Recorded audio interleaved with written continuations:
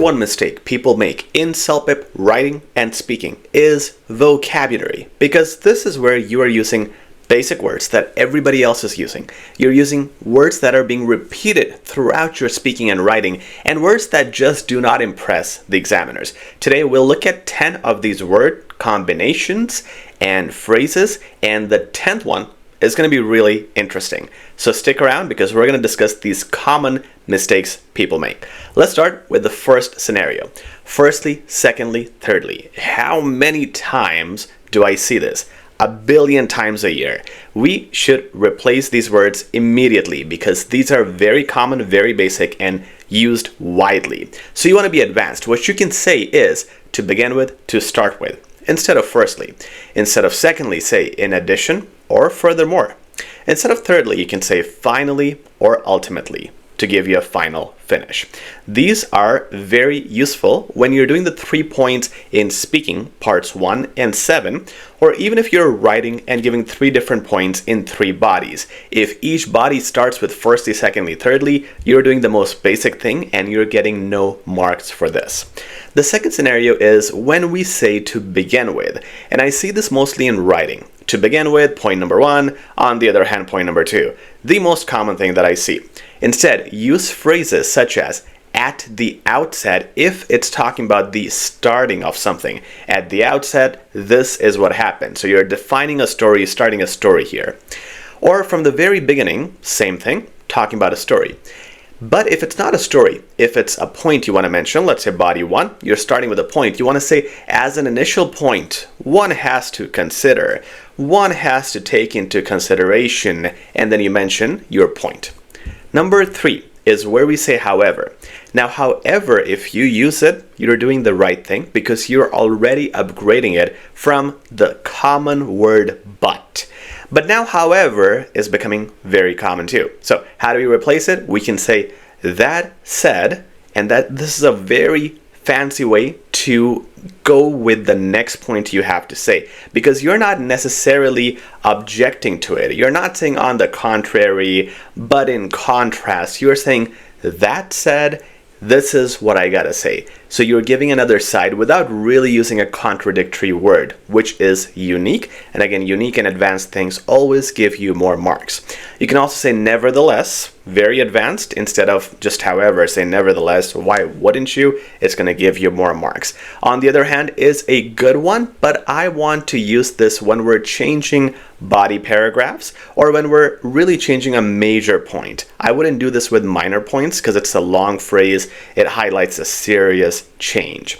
You can also say despite this, and despite this is where you are mentioning a condition or multiple conditions, and then you say despite this, this is not changing. Despite this, there's no improvement here. So when you say despite this, you get onto criticizing something that you have already mentioned before, so make sure here you are more negative. Point number 4 has to do with our very beloved word and. Everybody says that, and that's okay. You can use it in small instances, but when you're changing points, you want to use something more advanced, or when you're connecting larger points, if you keep saying and, you make a run-on sentence, and that's a grammar mistake. It's not even a vocab mistake anymore, which becomes more serious. So you can use words like, or phrases like, as well as that, in addition, along with this, not to mention. Way more advanced, way more useful. And then again, there are basically unlimited words when you consider things like furthermore, moreover, accordingly, and you have lots of these kinds of conjunctions, but just keeping 3 in your mind is more than enough because you wouldn't be using too many of these per task or per question in writing or speaking. Number 5, I would like to say that. Now, when we start speaking part 2, or when you're writing an email to a friend, I see this a lot. I would like to say that. This is, again, very basic. Start right away replacing it with things like, I would like to point out that.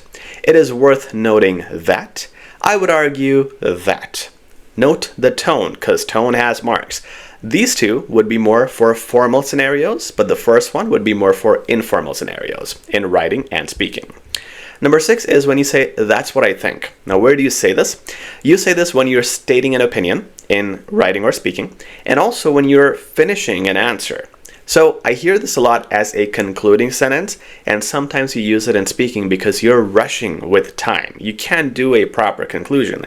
That's fine, but that doesn't mean you have to use basic words. Switch them to, that is my perspective. Advanced word right there, perspective. That is my overall view. Seems like a more complete finish instead of simply being casual here. Or that reflects my opinion. Again, unique phrasing and advanced phrasing at that. Number 7 is again similar to the previous point where we're concluding. And here we say overall, which is a nice word. I actually like this. It's better than saying to conclude, because to conclude is even more common. But now, because people are using this quite a lot, examiners are becoming aware of this, you want to use something more advanced. These options would be all things considered, taking everything into account, on the whole. Again, there's simple replacements of overall, so wherever you use overall, you can replace them with these phrases and you will sound way better. Number 8 is when you say I think. We say that all the time. Instead, you say I believe. Quick replacement, easy thing to do, and it's more unique. I would argue if it's an argument, if it's a debating question, which a lot of speaking and writing questions are. In my view, again, this is neutral. It doesn't have to be a debate, but all of these are way better than saying I think, because we see I think quite a lot. Now, number 9 is a little interesting because some of you don't use this, and I do recommend you use these kinds of words. Why?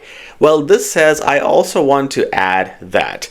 This is kind of long, right? So when do we use it? We use it mostly in speaking. When you are stuck, you don't know what to say next. You need some time to think, and you can use some words to fill up that time. How? You say something long. I also want to add that. So when you're saying this, you don't really know what you're going to say next, but right at this point, after saying that, your mind starts working and you say something. But you're giving yourself a little pause, and that's very good. That's an excellent strategy. However, don't use basic words even there, because every time you speak, you are being marked. Instead of that, you can say longer connectors such as, I would also like to emphasize that. Another point worth mentioning is that. It is also important to note that. These kinds of filler words are not marked as fillers because they are advanced words. They have good vocab and they are constructing a sentence. When fillers are small, like so, and that's where you lose marks. So use smart fillers because you need them sometimes when you got to think. And now coming to my favorite, number 10 is when you're saying stuff or writing stuff, it's always just sentences. So what you need to do is wherever you find opportunities, make them interrogative sentences. This is where you add another layer to your range of sentences, vocabulary, and expressions. For example, I'm doing speaking part 7, and I'm talking about how childcare should be free. And I'm giving sentences, childcare is expensive, families need it, etc., etc. Then I say an interrogative sentence. Why can't governments make it more affordable? Why do citizens have to suffer so much? Similarly, I'm doing speaking part 1. I'm telling a friend how he or she should be more social. And I say, hey, go on Facebook groups, go outside, meet people. Why do you get so nervous when you talk to people? Questions. Add questions in your speaking especially, and sometimes in writing, depending on the topic, and that gives you an interrogative layer, which is a range that is often missing in writing and speaking. Once you add that, you give yourself more range of vocab and more marks as a result. And by combining all these strategies, 1 to 10, you will replace everything basic that you do now with something super advanced and get those marks for highly advanced vocab. If you like this video, please like, share, and subscribe. I'll talk to you soon.